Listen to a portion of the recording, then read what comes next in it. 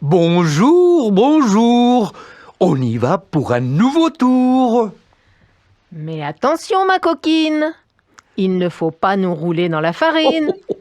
Et attention, mon coquin, ne pas nous poser des lapins. Bon.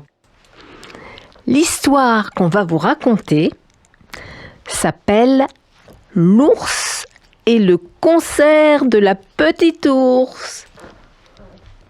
Est-ce que tu te souviens de l'ours qui, un beau jour, trouva un piano dans sa forêt?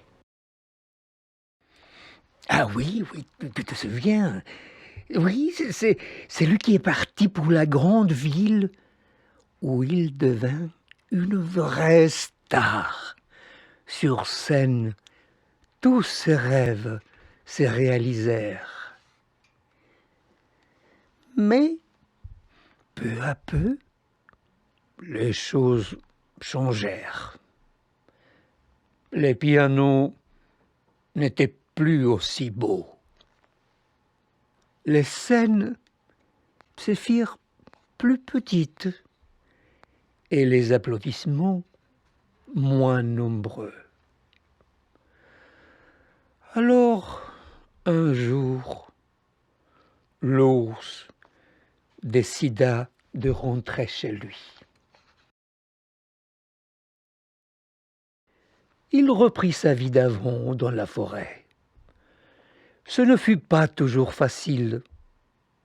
La ville et les choses incroyables qu'il avait vécues lui manquaient terriblement. Mais tout changea quand l'ours devint papa. Ah oui. Et au fil des mois, petit ours grandit. Il était toujours prêt à s'amuser avec l'ours. Il adorait se promener, se rouler dans l'herbe, nager dans la rivière, écouter des histoires. Petit ours ne restait jamais tranquille et son papa avait de plus en plus de mal à la suivre. Surtout quand elle grimpait sur les arbres ou courait après les oiseaux. Mais un jour, petit ours tomba nez à nez avec une drôle de chose. Est-ce que tu imagines quelle chose? Ah, voilà. Oh! Quand son papa la rattrapa, petit ours lui demanda: Mais c'est quoi ça? C'est un piano, lui dit-il. Et il lui raconta sa vie d'avant. Les lumières de la ville, la magie des concerts, ses succès époustouflants. Chaque fois que l'ours parlait de son piano et de Hugo, son ami violoniste, il avait l'air heureux, très heureux. Pourtant, quelque chose tracassait petit ours. Un matin, elle lui demanda: Papa, mais pourquoi tu ne joues plus jamais du piano? L'ours détourna la tête. Après un silence, il soupira. Plus personne ne veut écouter un vieil ours comme moi. Allons, oublions toutes ces bêtises. Petit ours pensa à son papa. Comme elle était fière de lui. Mais alors, pourquoi semblait-il si triste? En regardant l'affiche d'un concert, Petit ours eut soudain une grande idée. elle allait inviter Hugo. Ni une ni deux, elle lui écrivit une lettre. Les jours et les nuits passèrent. Petit ours commença à s'inquiéter. Et si sa lettre n'était pas arrivée? Et si Hugo n'avait pas envie de venir? Et si plus personne ne voulait écouter l'ours qui joue du piano? Des semaines plus tard, Petit ours avait perdu tout espoir.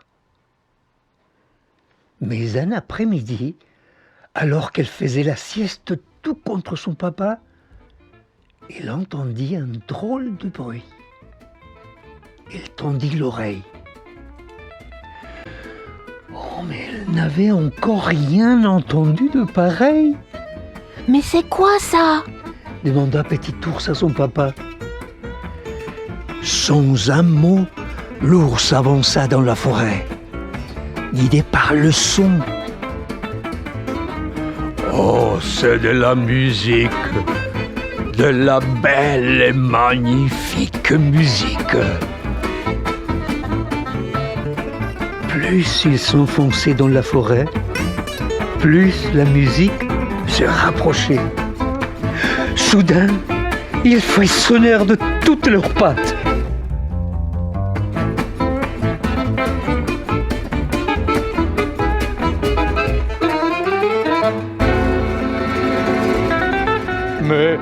Mais que fais-tu ici? S'étonna l'ours.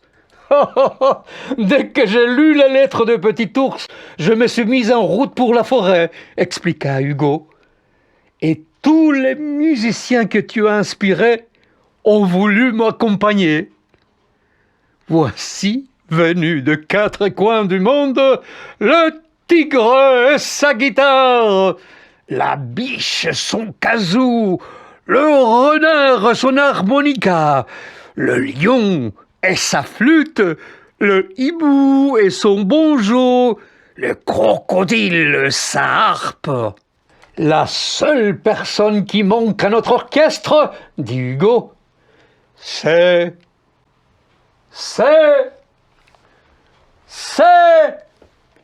l'ours et son piano. Et quand l'ours s'assit à son piano, il comprit à quel point la musique lui avait manqué. Petit ours n'en revenait pas. Ses yeux brillaient de joie en écoutant jouer son papa. Ah, quel concert merveilleux! Il n'avait duré qu'une journée. Mais tous savaient que la musique resterait pour toujours dans leur cœur. Et Papa Ours apprit à jouer du piano à sa petite ours. Et son copain Hugo, il adorait venir l'accompagner avec son violon. Allez, allez, on danse jusqu'à la fin, mon lapin. Avec tes bras,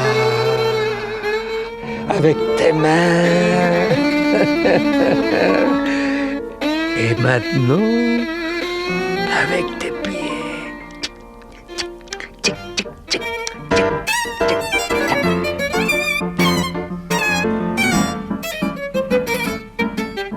Encore. Ah, c'est bien, c'est bien. Et maintenant, le geste final pour terminer. Vas-y, mon petit.